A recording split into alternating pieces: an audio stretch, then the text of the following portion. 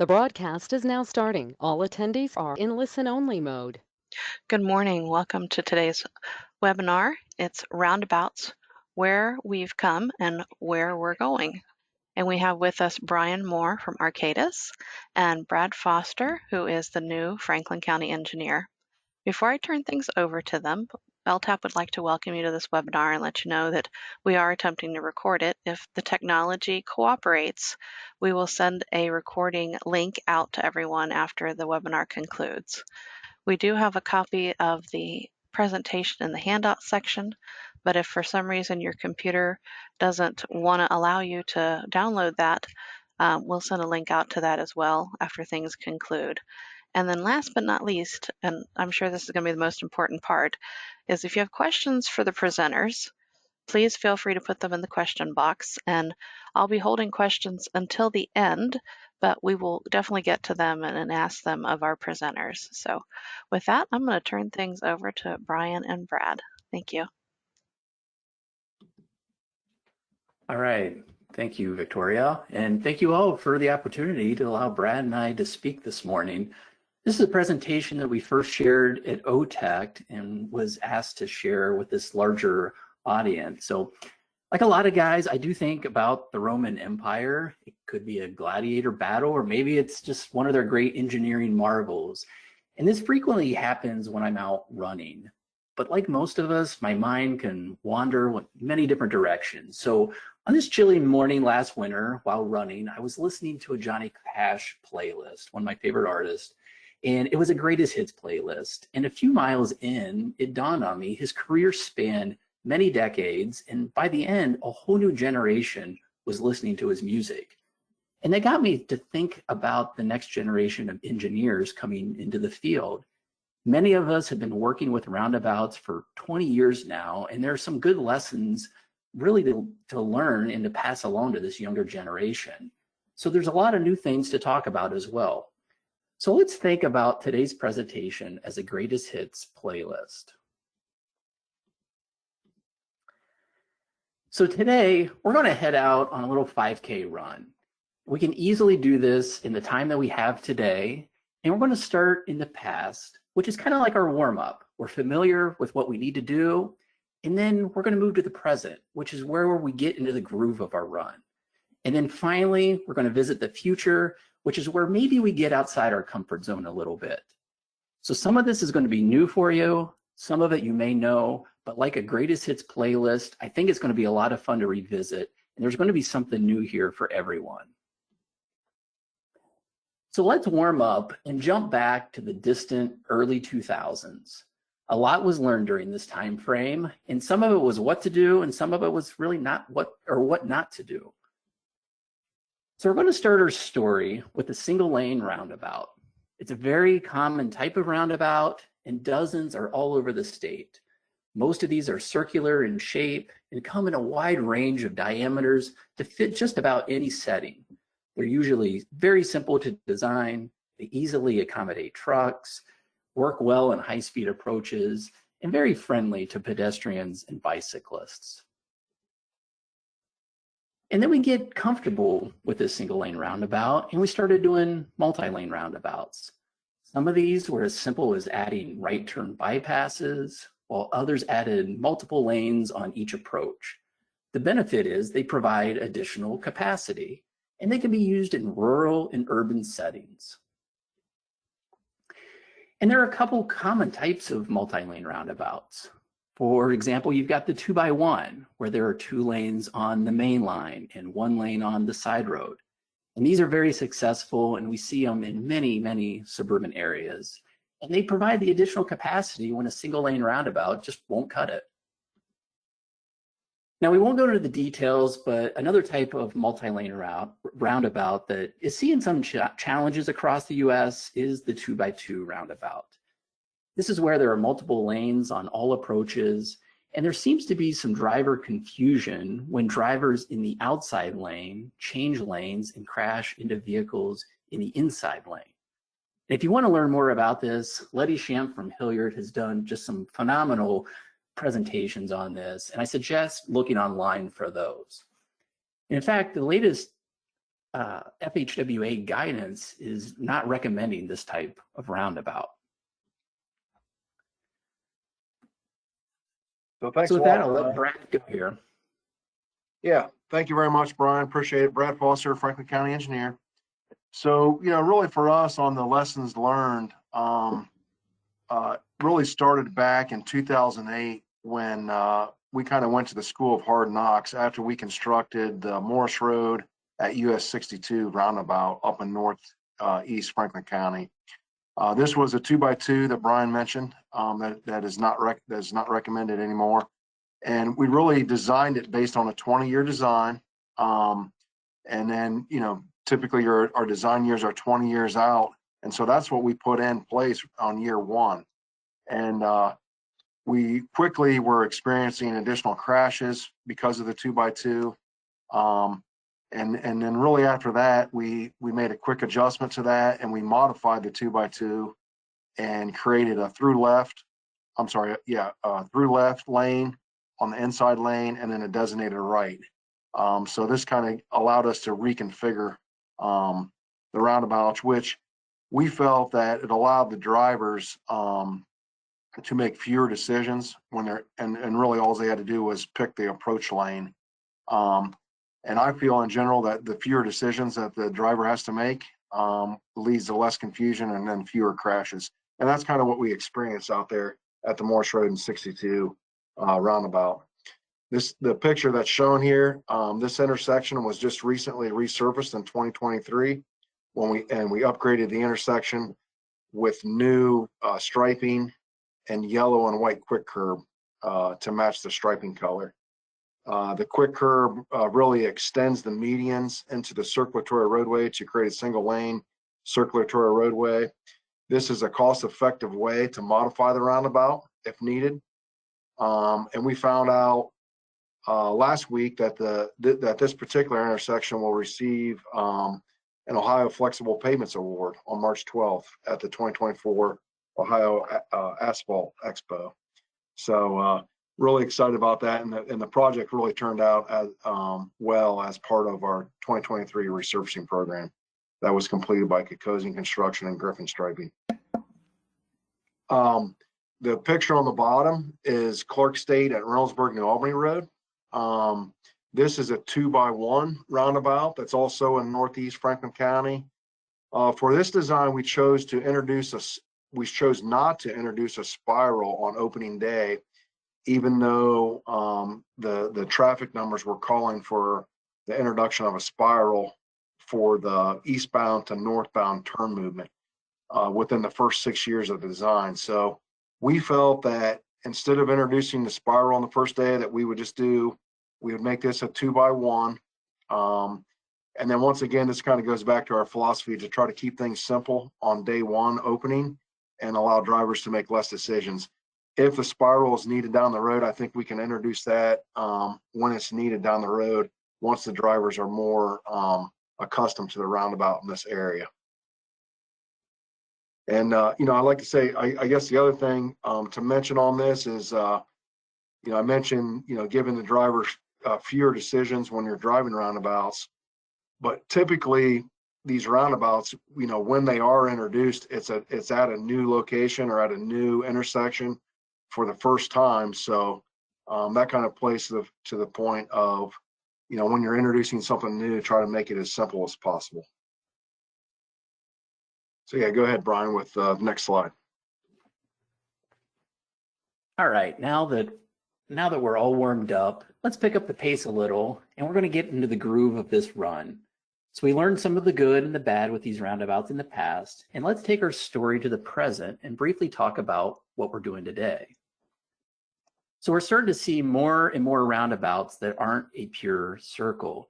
We learned from the past that each intersection is unique. Different shapes of roundabouts may work better at different intersections. And here we have an intersection that is heavily skewed.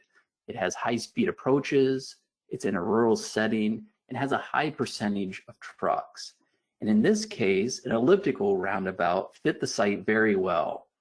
Because of this ellipse and it fitting the existing conditions much better, the footprint was smaller than the circular roundabout, and ultimately lowered the construction costs.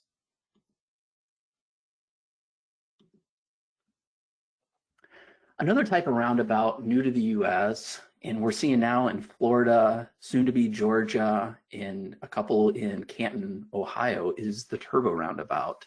And this type of roundabout prevents lane changes by introducing a raised element between lanes. And it's a good option for multi-lane roundabouts, especially those with multiple lanes on each approach.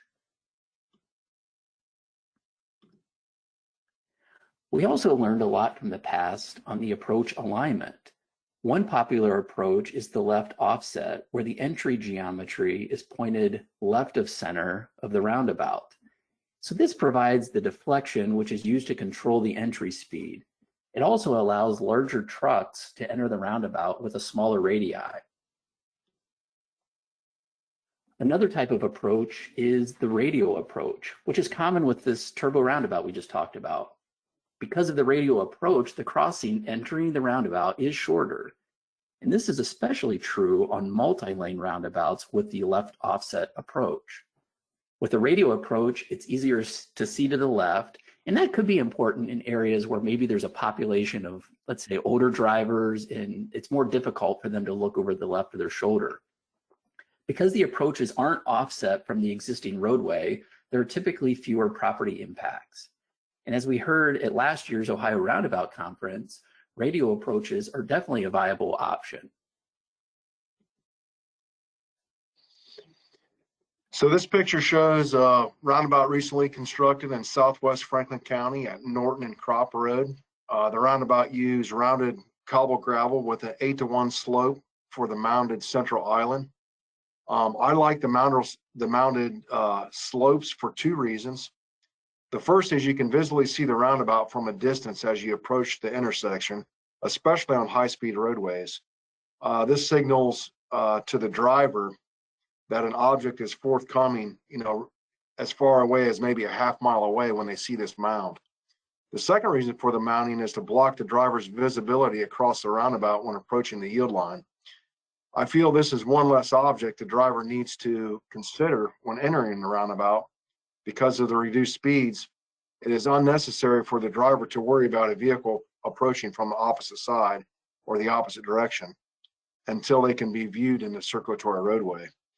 Most of the roundabouts that we have in the county are mounded, and I feel you can get creative with the landscaping, whether that's trees or grass or even the hardscapings. That really reduces the visibility of headlights when you're approaching these roundabouts at nighttime. We did modify this roundabout after it was constructed, and we placed some sandstone on the central island to prevent high school students from driving over the cobblestone. So they were using this one a little bit incorrectly, but we got that taken care of with a little bit of maintenance. Go ahead and go to the next slide, Brian.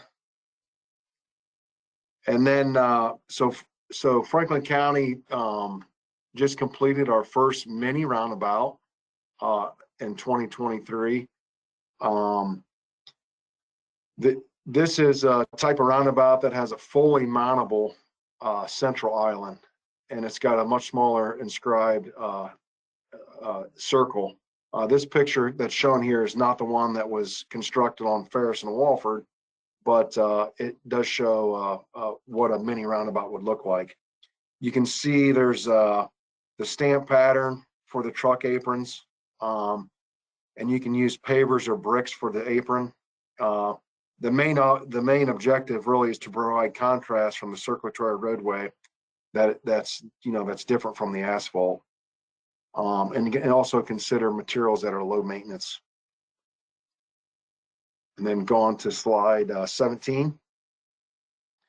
So on the splitter islands, Franklin County has been using the longer medians on our high-speed county roadways. This design, really pinches the driver between the median and the curb and gutter to create an uncomfortable situation for drivers.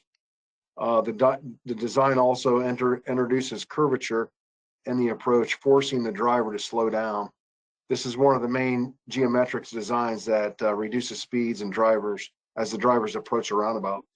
And I did mention uncomfortable because I think that that's an important piece of driving roundabouts.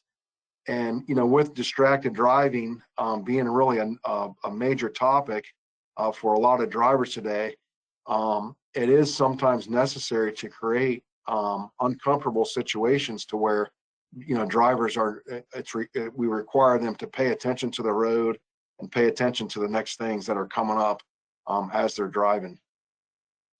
On these particular roundabouts that have these longer medians, we do allow for residential access close to the intersection. This is a depressed area across the median, and it's typically stamped concrete flush with the asphalt. The depressed area, along with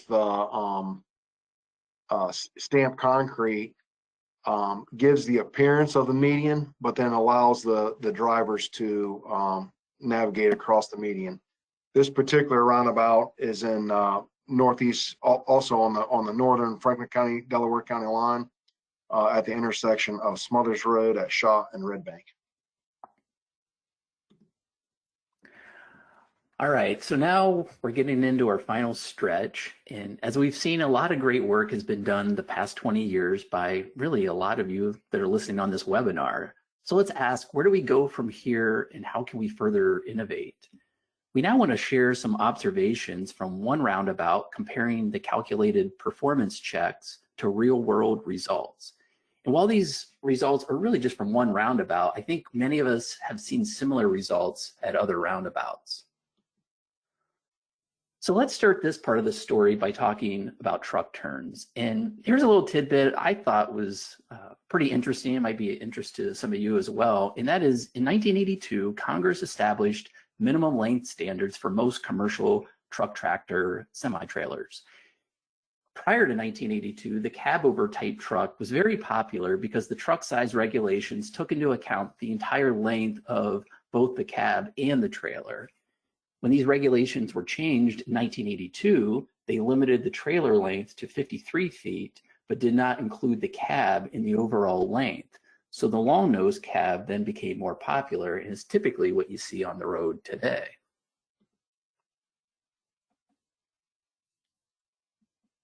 So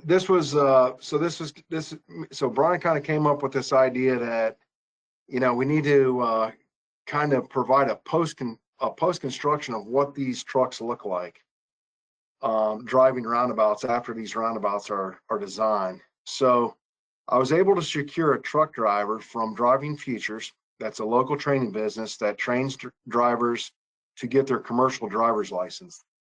And we really wanted to see how the truck operates in the roundabout and compare the results to our design.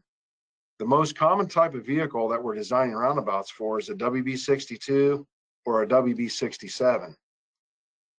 The 62 is 62 feet from the truck's front wheels to the center of the rear wheel of the trailer. Similarly, the 67 is 67 feet from the front wheels of the truck to the center of the rear wheel of the trailer. So this summer we went out, actually last summer we went out and measured all the dimensions on the truck so we could verify that it was similar to our truck software, or truck turning software. And while taking the measurements, we learned that the majority of trucks are set up to be WB62s when driving on the roadway. The main difference between a 62 and a 67 is the back wheels of the trailer will be moved forward 5 feet for a 62. So if the truck is a WB67, the back wheels of the trailer will be pushed back 5 feet towards the rear of the trailer.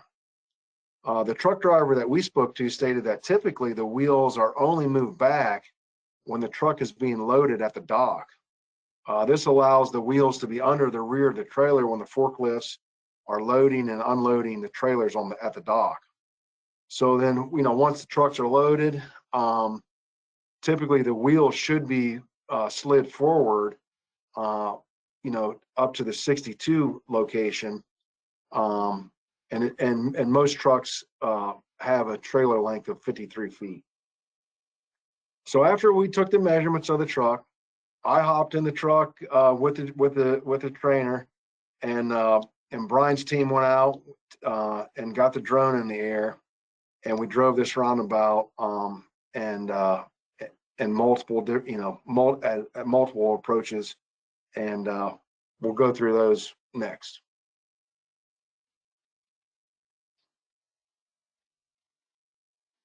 And then so slide 21. So yeah, so this particular intersection is at State Route 317 at Lockbourne Road. The intersection is located on the south side of Columbus and is an ODOT maintained intersection. State Route 317 is a major connector for US 23 to the Rickenbacker area. The roadway has an ADT of 10,500, which is 22% truck traffic. The existing intersection was on a two-way stop controlled intersection with 55-mile-an-hour speed limit and was on a 66-degree skew. And I can tell you from our first public meeting that we went out there, and this was all the way back in March of 2020, 2 weeks before the country shut down from COVID-19, that there was strong opposition to the construction of this roundabout at this location due to the amount of trucks. The residents really were not convinced that the roundabout was the answer at this location. For me, I really had no doubt that the roundabout would work, and I think Brian would say the same. Some of the reasons that the people didn't like, that the public didn't like it was they couldn't get in and out of their driveway, speeding, there's too many trucks, and emergency vehicles would not be able to get through the roundabout if there was a wreck at the roundabout. So, I think in general, we was able to provide solid engineering solutions to these concerns. And I found from my experience that when people really are opposed to roundabouts, that they will come up with an example, most likely in Europe, that is super complex and super confusing. And then they'll try to utilize that roundabout to compare it to the roundabout that we're going to construct. So I think, in general, when you're talking to the public, some people's perception is they get the idea of a roundabout as it's the worst roundabout in the world is the one that you're going to construct. And you just got to let them know that that's really not the case. Yeah, thanks, Brad, for the background there. So yeah, we're going to start looking at some of these performance checks. And the first performance check that we looked at is the truck turns. And as Brad mentioned, this is an elliptical roundabout with a 178-foot major axis and 129-foot minor axis. So for all these movements, we modeled a WB62 truck. So that's what you're going to see here. And here we see the through movement on the main line, and the truck uses about 4 feet of the truck apron. So now we're going to take a look at the actual truck path. And again, this is for the through movement. And we're going to see here that the truck really didn't use much of the apron at all. In fact, it just the rear wheels went up on the mountable curb. So now let's jump to what the software showed for a left turn movement. And here we see the truck is using about 6 feet of the apron. And let's take a look at what we actually observed here for this left turn movement. And you're going to see here that the truck didn't really use much of the apron, and again used a little bit of the mountable curb here as it made its left turn. And then the last movement we want to take a look at is a U-turn movement with this WB62 truck. And as expected, the software was showing us that it's going to use most of the truck apron. And then we'll take a look here at what the actual observations are for this. As Brad had mentioned, this is a heavily traveled truck. There's a lot of truck volume in this roundabout. You've got Rickenbacker Airport nearby, intermodal facility, a lot of industry. So here with this U-turn movement, we'll see it used maybe about 1 foot of the apron there.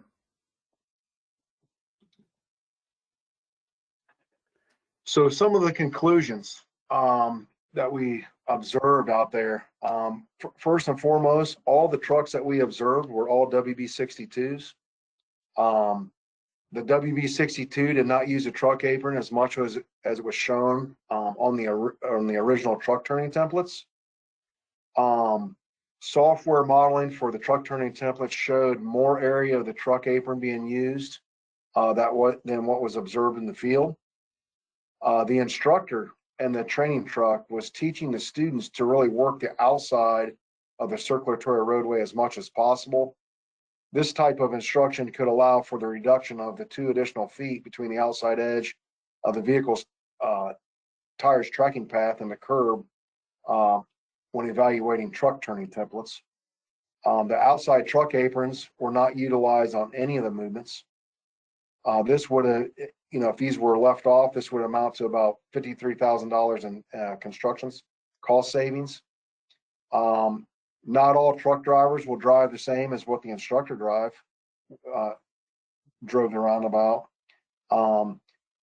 Bigger roundabouts or larger ICDs where you really have no project constraints are acceptable, we felt. When in urban and suburban areas, designed for 62 or smaller. And I mentioned the mini roundabout that we designed at Ferris and Walford earlier. We actually designed for a single unit 40 vehicle at this particular intersection for our mini roundabout. And then really we checked with our local township fire departments and CODA buses, which are typically the larger vehicles that will be utilizing. So if you check with those people and model your trucks off of what's going to be driven, that really helps you with this, determine their correct size. The other thing too is if project constraints are an issue, design using for a smaller vehicle, and also consider pedestrians in any of your designs. And then on the next slide here, so this is kind of so getting into more of the our speeds. So what we was able to do is, this is kind of looking at our fastest paths to where our actually calculated fastest paths to what we observed in the field. And for this, we had calculated speeds of 23 and 24 miles per hour for our R1 value. And it's, for our R1 value, it's recommended to be under 25 for single lane roundabouts as per the ODOT's intersection and design 403.7. And then from the from a roundabout designer standpoint, these would be acceptable. And then going on to slide 30, to calculate these speeds. So we surveyed the northern and eastern coordinates at the median signs, at the start of the splitter islands, and also at the light poles. And then the data, this data provided distances between fixed objects on the roundabout. And then next we determined the time it took for the vehicle to travel between these fixed objects. So the software that we used was able to translate the video pixels into determining the speed and the deceleration or the acceleration of these vehicles. And in the next slide, Brian will share some interesting results from our fastest paths observations with this higher truck corridor. All right, so yeah, let's now look at how these speeds compare to the actual observations. So first, we see a truck entering at about 13 miles an hour, which is great. We were hoping that these speeds would be lower than the calculated speeds. And here we see the circulated, or as the truck is circulating around the roundabout, we're seeing these speeds range from about 14 to 17 miles an hour, which is very close to what we calculated those speeds to be. And now we're seeing this car exit the roundabout, and by the time it reaches the end of the splitter island, its speed is 36 miles an hour. And so this is less than the R3 value that we calculated, which was actually closer to the roundabout. So again, we were very happy to see this. Now we're going to see something we hadn't quite expected. You're going to see a significant amount of trucks coming into the roundabout. Here we've got a truck that's entering at 8 miles an hour. And because of the volume of trucks, we're seeing some of these driving fairly slow, especially on the entries. As Brad had mentioned, this being kind of an industrial area down near Rickenbacker Airport, we've got about 22% truck volume through this roundabout. And the one thing that we hadn't quite expected to see was, because of some of these slow speeds, we're starting to see some queuing that's happening. Sometimes it's just a few vehicles, but in this case, we saw about 6 vehicles queuing here. Now we're going to take a look at a car coming from the south here at the bottom of this video. And we're going to see their entry speed is about 19 miles an hour. And that's really what we were hoping for, is coming in under that calculated speed. And like we've said, this is really, it's just a snapshot of one roundabout. But having said that, we've been to this site many, many times and seen similar observations every single time. All right, so we're coming to the end of this run, and the finish line is just up ahead. And while the run might be over, I think we've got a lot more runs in the future and many more opportunities to push ourselves. Many people on this webinar today have set, I think, just like a great, excellent foundation to build upon. They were innovative by taking new, out-of-the-box ideas, implementing them, even if some weren't perfect. But the key was they learned from those mistakes to further innovate. So I challenge the next generation to pick up, innovate on what's been done, and take the next step to provide even more safe intersections. So I want to thank you all for listening to our story today. If you'd like to hear any of the playlists that inspired this presentation, use these QR codes for either Spotify or Apple Music. So thank you so much.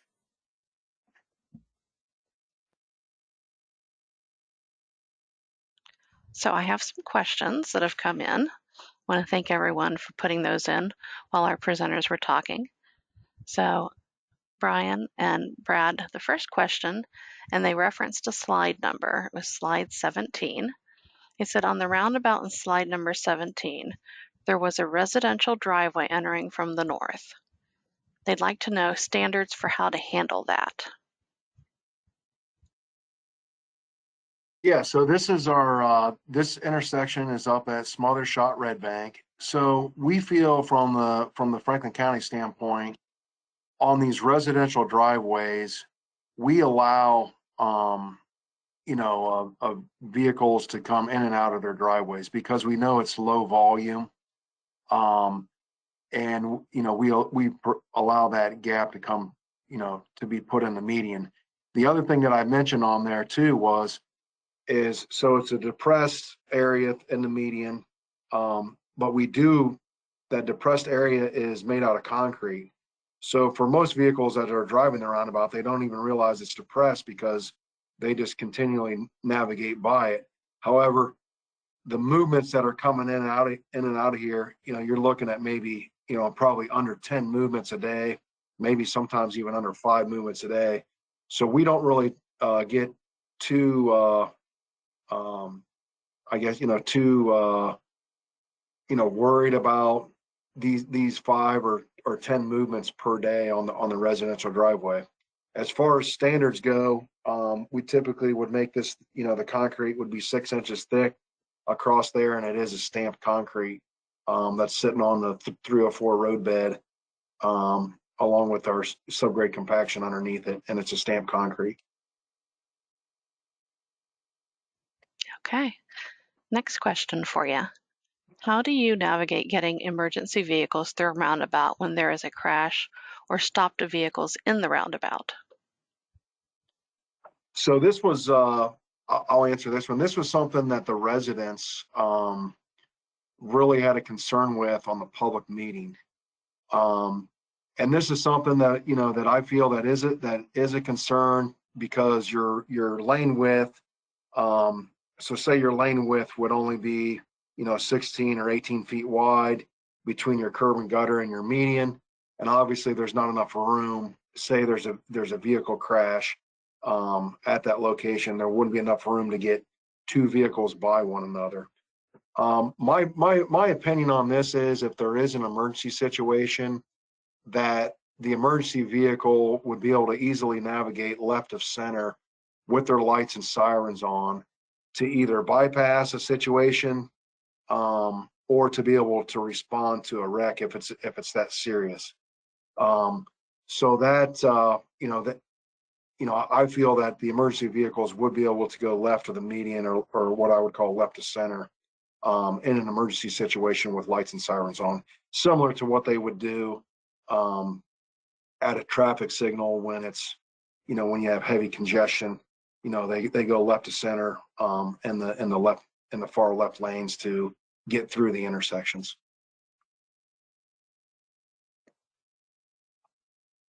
All right, next question. Which truck template software was used? I can answer this. We used AutoTurn on this. We also looked at, it was the one that Autodesk provides. The name is escaping me right now. And we were getting similar results with both. Okay. What design speeds were assumed for the truck turn software?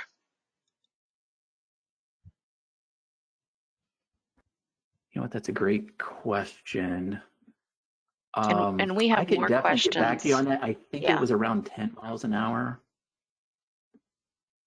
So we have more questions too, if you want to take a minute to look anything up. But I also have, who asked that question that I can provide to you, and you can reach out to them directly. Yeah, So, I think that'd be best. okay. Brian, would that be in the design parameters table? No, that would be something separate in the software itself, in the preferences there. Okay, and this next question, I don't know if we have a good answer to this one or not, because I think it depends on file size. But this individual wanted to know if you were able to send out the PowerPoint file that also contains all of the videos in the PowerPoint. Yeah, I had a feeling somebody might ask about that. What I can do, I guess I can't send it out with all the videos in there, but I could put these up on YouTube and share a link to all those individually. It might take a couple of days to get all that up there, but I can definitely do something like that. Great. And like I mentioned, we are attempting to record this webinar. So if they just want to revisit the videos, within the presentation, hopefully our recording is going to work, and I'll have that out to everybody. Next question, what speed were the trucks driven at in the auto turn analysis? I think this kind of harkens to the other one that was asked.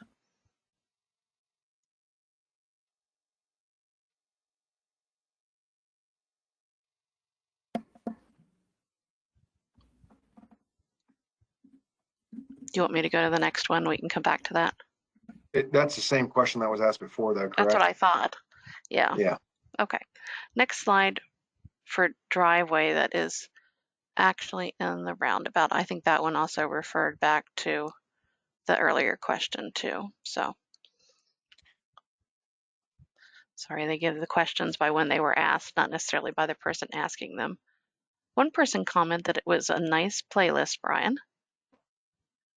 So, and then the next one is, as long as fastest path speeds are within the ODOT limits, are you finding PHI angles not being as important to meet as far as the 16-degree minimum that is in the L&D?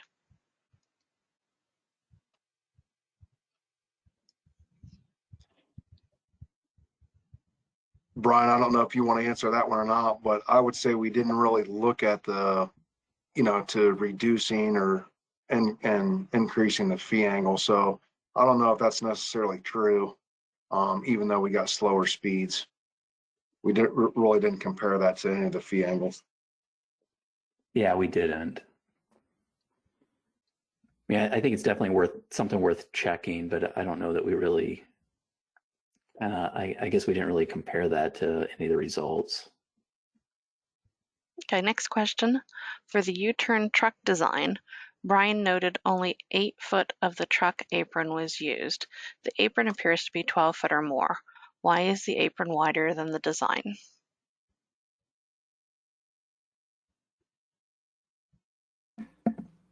So what we did was, with this software, there's many different paths, different ways to do it. And quite honestly, so this design was done several years ago, and the designer that did that came up with a certain truck apron width. And when we were recreating that for the presentations, we didn't have those paths where those videos saved. So we tried to recreate those as best we could. And when we recreated them, that's what we got here. So, so I know we always try to, I guess, try to provide a little bit extra as a buffer, but that was kind of one of the lessons learned, that buffer is not really necessary. Okay, next question. It seems like the overall roundabout size could be reduced given the truck turning movements, not using as much of the apron and thus controlling car speeds even better. But does the lower truck speed and queuing give you any pause doing so? Yeah, that's a great question. I think a couple of things there. I think when it about the second part of that question with the trucks, I think it definitely, if you've got a high volume of trucks going through there, and if you've got a single lane roundabout that is maybe at capacity, and a combination of that and the high truck volume, yeah, you might see some capacity impacts there. So something to definitely think about. And I think I would follow up on that. You know, when we're looking at the volumes, you know, that are projected out in the future, for the county engineer's office, I think that queuing isn't as big a concern because I think that we're drastically increasing the safety. So for us, I think that, you know, we're willing to, especially like in a PM peak or an AM peak situation, we are totally willing to allow some queuing to take place because we know the other, you know, 23 hours of the day that we're receiving so much more safety benefit. So for us, I think we're not as generally concerned about the queuing, knowing that we have a significant improvement in safety. And I think the first part of that question too is about size, and I think I feel like if you've got a roundabout that's in a rural setting and there's no constraints, then your size isn't necessarily too big of a deal, because you can set the entries up and the speeds up to be where they need to be. But I think if you're in a suburban or an urban area, and you've got a lot of pedestrians, you want to think about a smaller roundabout and think about those constraints. So I think a lot of this information that we're finding here that we are observing, I think could come into play and potentially have a smaller roundabout. Okay, the next question. They wanted to thank you both for presenting on the webinar, stated they greatly appreciate the information sharing. And then they wanted to know, when it comes to pedestrian facilities in rural locations, do the pedestrians think the external truck blisters are sidewalks, or are the truck aprons colored differently from the pedestrian crossings and the splitter islands to give a visual of where trucks can mount and which facilities are for pedestrians? Yeah, so I can help with that. So the roundabouts that are in the Franklin County jurisdiction and the ones that we design, I typically, as a previous highway design engineer guy, and even looking at maintenance, I try to provide concrete between the curb and gutter, between the outside curb and gutter, and also the path. So what we will do on that is we'll create stamped concrete that will be directly behind the curb and gutter on the outsides of the roundabout on the outside radiuses. And then behind that, then we'll create a sidewalk or a shared use path. So if it's a sidewalk, that'd just be a regular 5-foot gray colored concrete. If it's a shared use path, it'd be constructed out of asphalt. But we kind of do it for maintenance because, in general, either we're going to have to go out there and mow that strip between the curb and gutter and the sidewalk. And then sometimes that does get tracked with vehicles, departing the roadway. So our preference is to do that in stamped concrete. It not only helps from a maintenance standpoint, but then also kind of increases, a little bit, allows a little bit wider return in case someone miscalculates their turn. But it is a different material. So we definitely differentiate between the sidewalk and any of the truck turning areas. Yeah, maybe just one thing to add too. I think we've got the image here of at 317, and you can see the outside truck aprons. Now there are no pedestrian facilities out there right now, but I think in the future, if there were, you would try to put I think you would want those detectable warning mats outside of that raised outside apron. You don't want a pedestrian standing there if it's intended for a truck to use that. So the next question still talks about pedestrians. It says one example showed pedestrian crossings within the splitter islands, but no sidewalks or curb ramps anywhere else. Can you explain the reasoning for that? So the reasoning on this particular roundabout at 317 at Lockbourne, this is an ODOT maintained intersection. And when we came up with this design, because it was an ODOT maintained intersection, the pedestrian facilities on the outside, we didn't design for that. However, we did include it in the medians. Okay, next question. What did you mean by left of center? Enter the roundabout in a clockwise fashion or get up on the concrete apron? They said they didn't really follow that. Yeah, so you would actually, you'd cross and go the wrong direction on the left of the center line with sirens and with sirens and lights on. Okay, now the next question refers to the splitter island on slide 16. They'd like to know, is there lighting provided at this roundabout for nighttime visibility? And do you think additional deflection would help on the approaches, given possible high speeds on entry to help slow vehicles?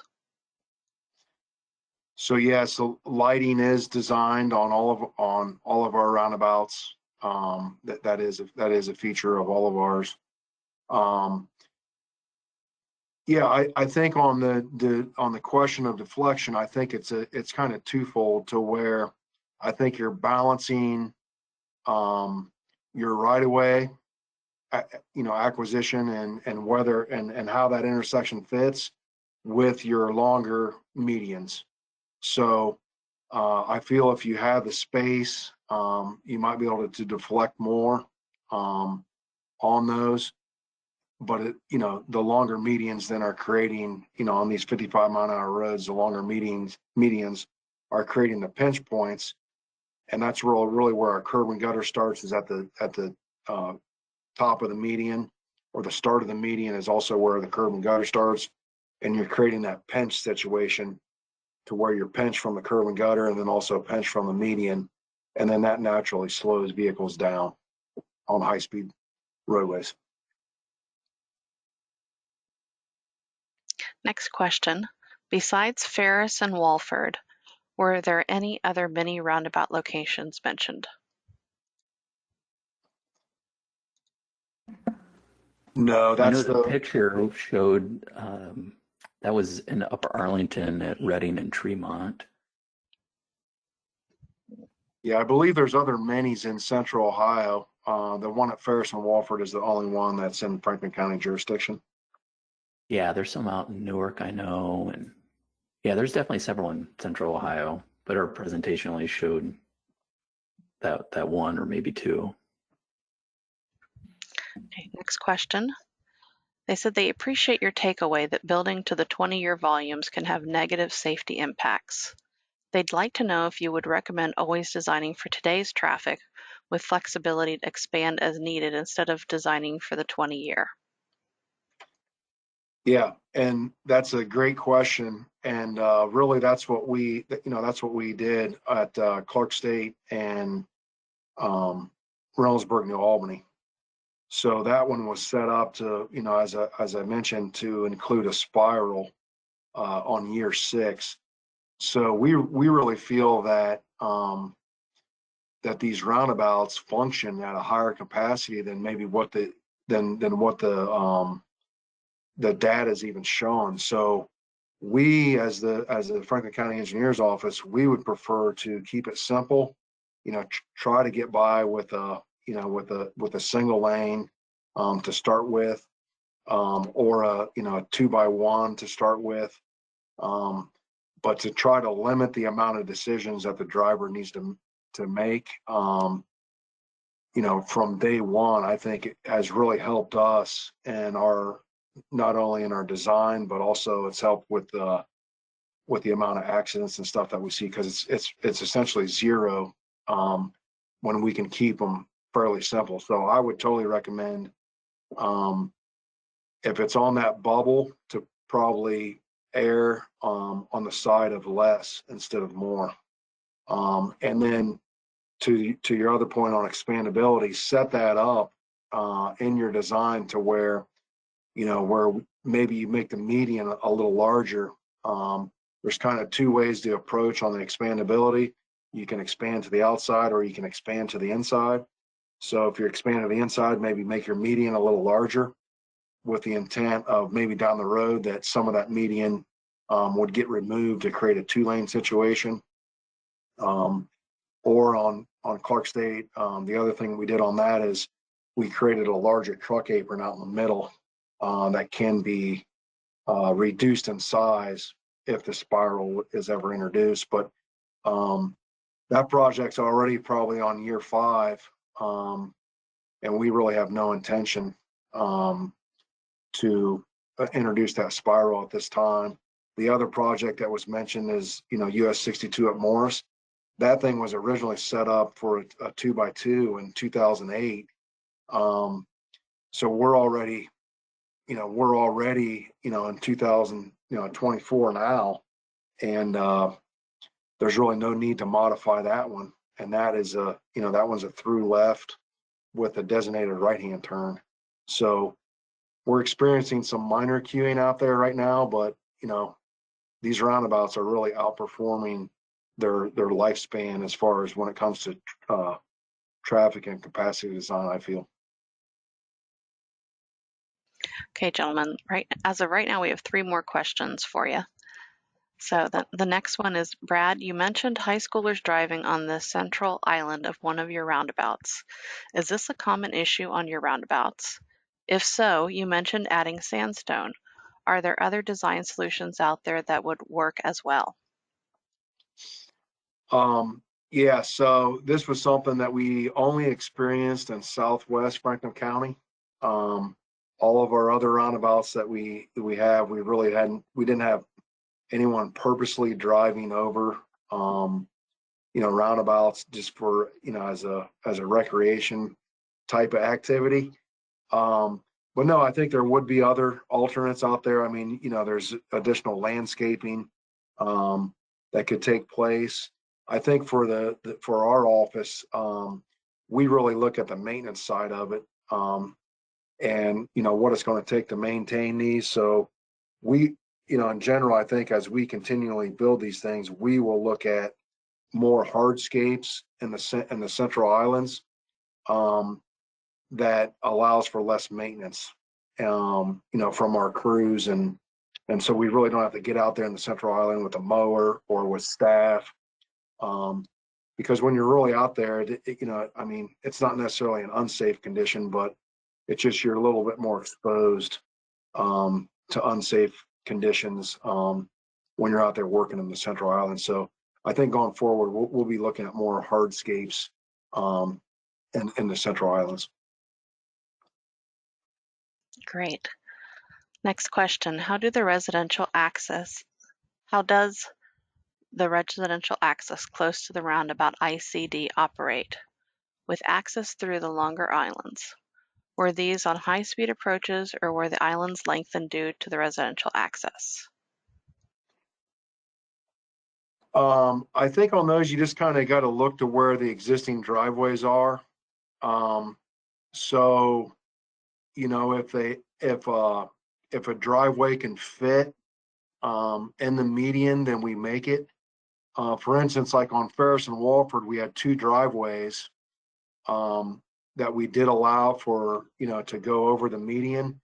But I feel it's important to always create that median up at whatever the furthest point away from the approach is, because I think it's important to create that the median out in the middle for a driver's queue, that not only something's in the middle, but then you also have the curb and gutter.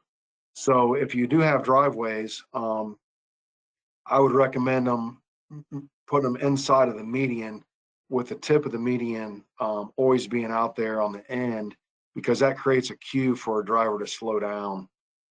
So if there is multiple cuts across that median, you can do that, but you still need to have the initial median to create that pinch point, and then also it creates an object that a driver can react to, knowing that they're approaching a roundabout. And that can be noticed if you want to look on Google Earth, or, you know, on the aerial photography. You can look at the Ferris-Walford intersection on the north leg to where we created that median at the far northern tip, since we had 2 driveways that cut across that median. And the next question has to do with snow. They must have been thinking about this past weekend. How does heavy snowfall events impact clearing the driveways across the splitter island to keep them in service? And also on the mini roundabout, where there is no raised center island, is there confusion on where the travel path is with heavy snow events? So thus far in 2024, we really haven't had I know we had maybe 4 or 5 inches there last week, but it wasn't enough to create a major issue with their snow and ice operations. So, you know, typically we're going to plow our roadways. For the most part, when we're plowing, we really don't even plow the truck aprons. You know, if you look on a lot of those roundabouts, the snow will just lay up there on those truck aprons, and you'll see from time to time that maybe a vehicle will have a wheel path up there, but we really don't plow we're just not getting enough snow that it's been a problem thus far. And as far as the cut throughs go, I don't believe we're really plowing those either, to where if it's just, 4 or 5 inches of snow, the residents are able to, if they're willing to go across those, they'll just go across, and it's only about 10 feet of an area that they got to go over, so it's not too treacherous. The next person would like to know if you would recommend ODOT to lessen their 12 to 15 foot truck apron requirement based on your results. So, I'm really not I don't think I'm really in the business to tell ODOT, what to do. This was just kind of an exercise that we just kind of wanted to look at, kind of what we designed for, and then kind of what we observed after. And I think we got those results. I think this is just more information that engineers and designers can use to, when they're looking at roundabout design. So, for me, ODOT does a great job on their design standards and what needs to be designed for. So I'm not calling for any changes in any of that, but this is just observations that we made for one particular roundabout. Didn't mean to put you on the spot there. All right, this is the last question we're going to have time for. Have you tried installing temporary roundabouts for evaluating possible permanent installations? If so, what has been your experience? What are your lessons learned and recommendations? Yeah, the Franklin County Engineer's Office has not installed any temporary roundabouts. You know, I guess my philosophy on it is I'm pretty convinced that these things are that the roundabouts will work, whether it's a mini, whether it's a, you know, a modern roundabout. So I think when we have, at least for the county engineer's office, we have a lot of county roadways that are single lane approaches that these roundabouts work really well at. And so for us, we really don't have no issues with, you know, when needed, to go ahead and go with a full design and not necessarily do anything temporary, just to kind of try it out. I really feel that the roundabouts have been in place for long enough, and I'm a firm believer that they're better, they're safer, the capacity is good, and really now some of the, you know, for most of the time the residents are demanding it. In some areas of the county, you know, they really want these out there because they know that these things are working optimal all the time. Whether it's, you know, whether you do have some queuing or whether you have no queuing, they're still working at optimal condition, 24 hours a day. I would agree with you, and I know that I'm personally a huge fan of roundabouts, so I want to thank you both for being willing to present on this topic, actually for a second time, since the first time was at OTEC. We do have about 4 or 5 more questions that came in that I'll be emailing to you, so you can reach out to those folks directly. But thank you so much for your time today and sharing all of your great experience and knowledge, so we can continue to grow our roundabout community here in Ohio. I hope you have a Well, thank you, great rest of your Victoria, day. for inviting us. Oh, absolutely. Thank you so much. And we will be ending the webinar now. Everyone, take care. Thank you. Thank you.